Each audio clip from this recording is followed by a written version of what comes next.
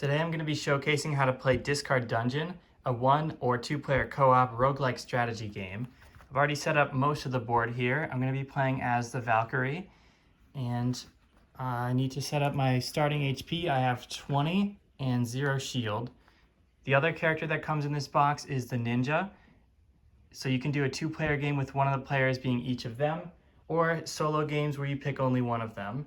The way this game works is that there are 6 cards on the grid available to interact with. The yellow, blue, and green are good cards, and the red ones are enemies, which you need to defeat all of in order to beat the level. I'm going to start myself off with 3 coins, as you do, and we're just going to get right into the game, and I'll explain things as I go. So, firstly, I'm going to buy this Battle Cry. This is a yellow spell card. It costs 0, so that's pretty much free to get. It has 3 durability, as you can see by the dots on the bottom. So every time I use it, it's going to lose 1 durability, and then when it's gone, I won't be able to use it anymore. And because I moved a card from the grid, we're going to draw the top card of the deck. It's an enemy, so I have to set its health, and we're always going to be allowed to see what's upcoming, so I can plan out my moves a little bit better. And because I didn't spend any money on this Battle Cry, I'm going to pick up the club. This one costs only 1 gold. And when I upgrade my weapons, I have to choose which one I want to replace and add the durability cubes. So now in combat, I'll be able to use the club's attack, which should hopefully be better than the short sword. And I still have my 2 other basic attacks left. We're going to refill the grid as usual. And I'll spend 1 more coin to get 1 more upgraded weapon, just to make sure I have enough firepower for this fight. We'll set the next card down. I'm going to be fighting the Tiger. It says on their card, at the start of combat, it will apply 1 bruise to me. So I'm going to grab a bruise token and hold on to that. And then for my turn, we're going to roll 3 dice. And I get to choose which weapons I want to put which dice into. So depending on what goes where, powers different things, you get different effects. If I put the 6 into club, this weapon deals damage based on the dice I put in. So I will change the enemy, mark their health down by 6. The club has an ability that says if I slot a 5 or a 6, I will apply 1 bruise to the enemy, and I spend 1 durability from that card. Now, enemies or players who are bruised are going to take +1 damage from any attacks, and if you want to get rid of bruise, you have to fully block any hits. So this enemy has 3 HP left and is bruised. I could kill him right now, but really quick, I'm going to put a 3 into bandages to heal 3 HP. I need a new cube for that. This weapon requires a dice of 3 or less. So sometimes you might roll only high numbers and you won't be able to use it. And then I'm going to put a 2 into Flame Sword. This weapon deals X plus 2 damage. So X is equal to my dice input of 2, meaning it's going to deal 4, and the bruise will increase that to 5. But this enemy does not have that much HP left, so he is dead. I'm going to reduce 1 durability from the Flame Sword. And then in the bottom left of the enemy, this was a level 1, which means I get 1 gold for defeating it. And we'll bring the next card down and keep going like this. Now that I've got 2 gold, I'm going to buy the counterattack. And this will have 4 durability. Another enemy is going to spawn. We'll look at the next card of the deck again. And let's get into another fight. So let's fight the Gorgon this time. They're over here. And I should also get some HP for this guy. They've got 22.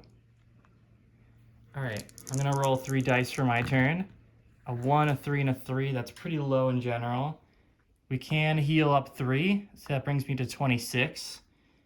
And then I'll put a 3 into Flame Sword. This deals X plus 2 damage, so that'll be 5, bringing this enemy down to 11, and spend 1 durability. And putting a 1 into the club, spending a durability just to get 1 damage doesn't really feel worth it to me. So I'm going to pass my turn here. Now the enemy. On the card it tells you how many dice they roll. So this enemy is going to roll 3. And they got a 6, a 6, and a 4. So that's pretty high damage. We can see this enemy has 2 slots for dice, which means they're actually going to take their highest 2 and deal that much. So they're going to deal 12 damage to me. And I didn't get any block on my turn because I have covered up my block weapon and I haven't bought any from the shop that give me block. So they're going to hit me for 12, so I'll lose 10 and 2. I'm on 14 now. And I'm actually bruised, so we're going to take 1 extra damage. So maybe I was being a little reckless fighting this guy without any block, but that's okay.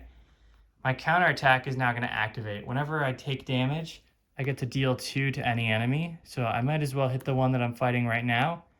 We'll bring him down to 9, so that'll almost guarantee that I can kill it right here on my turn. I did roll pretty poorly, but we can battle cry to re-roll this 1 and hopefully get a high number. 3 is better, but I currently, if I slot 3s into both of these, I'm going to be 1 damage short. So let's greed for another re-roll and see if I can get a higher number. 1, all right, I have 1 last shot for this. And a 6, there we go. So I can put a 6 into the club. That will deal 6 damage, brings him down to 3, applies a bruise as per the ability of the card. And I already spent the durability. Then Flame Sword does 3 plus 2 plus 1. So this enemy is dead. We're going to spend 1 durability from the Flame Sword, which destroys the card because it is out of uses. So now I can use Wood Shield again. And this enemy was a level 2, so we're going to grab 2 coins from the bank. And now I'm looking kind of low on HP. So what I'm going to do here is take a card on the grid that I don't really want, and I can sell it. Any card over here besides the red enemies, you can sell in order to get 1 coin and 1 HP. And you'll probably be doing that a lot because there's not enough money to buy every single card in the deck. There are 36 cards total, including the boss, which always gets put on the bottom of the deck. And every single character has a fully unique deck of 36 cards. 10 different weapons besides the 3 that you start off with on the board, although those are still different for each character. And there's 10 different yellow spells, 5 different talents, and 10 different enemies plus 1 boss on the bottom, which makes up the 36. And I could use some extra health. This endurance is free. I might as well use it right away. It only has 1 durability, so we'll spend that. Heal 3 HP plus 2 if I have any status tokens, which I do. So we can go up to 19. And drawing the next card will reveal the Spear Thrust is going to come up. That's a weapon that I think I would like because it deals damage and blocks for myself. So let's sell a card that I don't think I'm going to use to get an HP and a coin. This will come down, and now I have enough money to buy that card. So I'll put it here and grab some durability. And the game would continue like this until you've gone through all the cards in the deck, either buying them, selling them, or defeating them if they're enemies, until right at the end, there's the boss. I'm just going to skip to the end, so let's imagine we've gone through all this, and I've killed everything on the board. We'll skip right to this fight. So this dragon's got 25 HP, and now that I've decided I want to initiate combat, their ability says they're going to apply 1 burn to me at the start of every battle.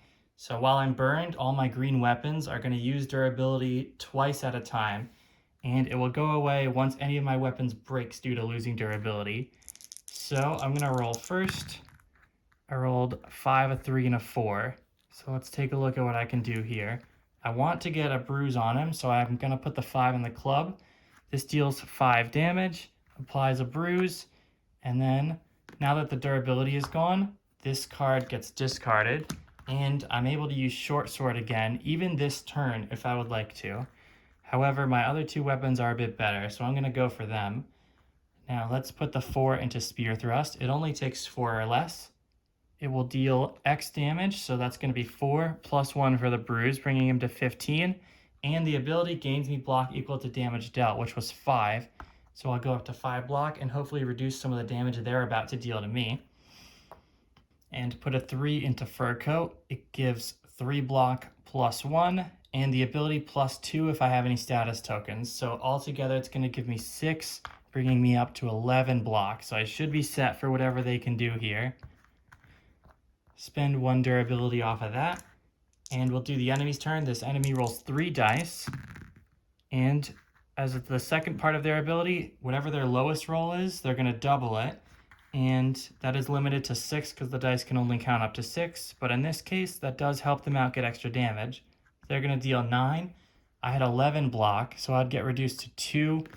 And thankfully, I didn't take any damage. Now it goes back to my turn. I lose any excess block I had. Actually, before I rolled, I should have done counterattack. Whenever I take damage, I can deal 2. This guy is bruised, so they're actually going to take 3. This is going to increase damage from all sources. And let's roll for my turn properly. A 2, a 1, and a 4. So they're at 12 HP. I don't think I can kill them this turn. I forgot to mention earlier, I was burned, so I should have been using durability twice as fast. But the club, when I had this, it had 1 durability left, and then I used it, it broke, so the burn would go away. But everything else is the same. So now we're going to slot the 4 into Spear Thrust, so it'll deal 4 damage, plus 1 from the bruise, putting them at 7 and me at 5 block. And I'll put the 2 into Short Sword. This will deal 2 damage, plus the bruise, bringing them down to 4. I take 1 damage. I do have block, so I can shield it. And counterattack activates even though I hit myself. So I can still deal 2 damage to an enemy, plus 1 from the bruise, which is going to leave him at 1 HP. So I unfortunately need to survive 1 more turn. We might as well put this 1 here. This weapon gives X plus 1 block, so that's 2. And then plus 2 if I have status tokens, which I still do. So that's 4. That is gonna run out of durability, so this is gone. And now the dragon's turn. After I mark my block. They are gonna roll 1, a 3, and a 5. Doubling this 1 is not gonna change their outcome. So they're slotting a 5 plus a 3, so they're dealing 8 damage. Plus 1 because I'm bruised is 9. I actually perfect shielded that, luckily. And now when it comes back to my turn, no matter what I roll, I'll be able to short sword them. So we might as well gain some block so I don't hit myself and finish them off. And that is how you play Discard Dungeon. Some things that didn't end up showing up in this video, some enemies have out of battle abilities, so you've got to be careful of those. They activate just if the enemy is on the board. If you are going to play 2-player mode, you actually take both of those characters' decks and shuffle them together. So both of you get to use all the cards from each other's deck. And then one of the bosses will be at the bottom of the deck, the other one halfway down. And you guys have to work together to share resources and make sure you can take everyone out. And there's also difficulty modifiers. If the base game is too easy, there are 10 extra difficulty levels you can add whenever you beat the game to make it more challenging, such as less starting HP, enemies giving you only 1 gold no matter what level they are, and blue talent cards having 1 less durability than what's shown on the card. Thank you for watching and consider buying the game for yourself.